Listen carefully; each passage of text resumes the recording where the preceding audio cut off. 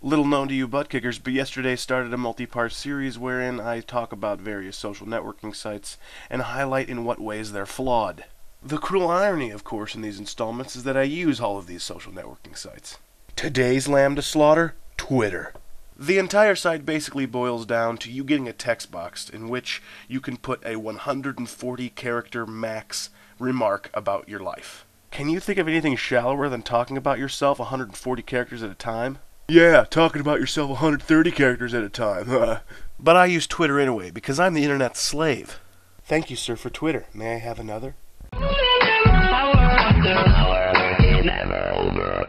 Good morning, butt kickers. It's February 5, the 36th day of 2011, which means it's National Weather Person's Day. The weirdest thing about all this is, according to Wikipedia, it's celebrated every year. I think we should celebrate it every other year to coincide with the weather person's being right roughly 50% of the time. Anyway, the holiday takes place on the birthday of America's first meteorologist, John Jeffries, who took daily measurements from 1774 to 1816. Okay, so I'm looking at how accurate weather predictions are today, and I'm looking at when JJ did his sky gazing.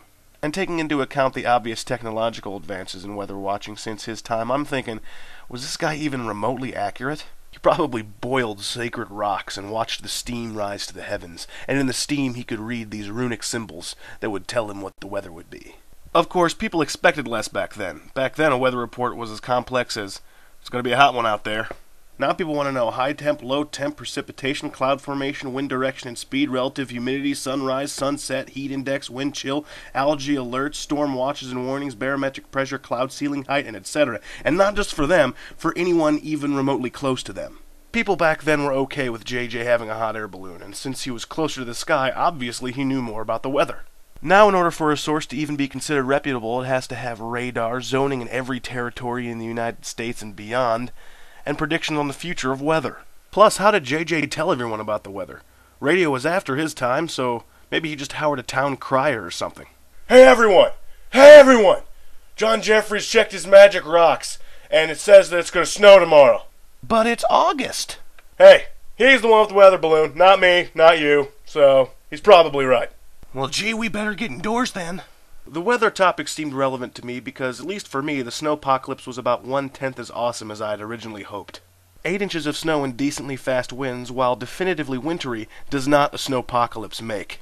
I think some people got the brunt of it, but the widespread world-ending chaos that the weather persons soberly predicted did not come to fruition. I guess when it comes to being a weather person, it's a dirty job, but someone's got to do it. Someone has to be the butt of all the jokes regarding imprecision. I would encourage you butt kickers not to give weather persons too much flack. A little flack, sure, for fun, but not too much flack. And thank your lucky stars we don't live in a day and age where magic rock steam is a viable way to predict the weather. Frankly, I doubt it ever was, but the joke, which has long since fell flat, seemed funny to me at the time.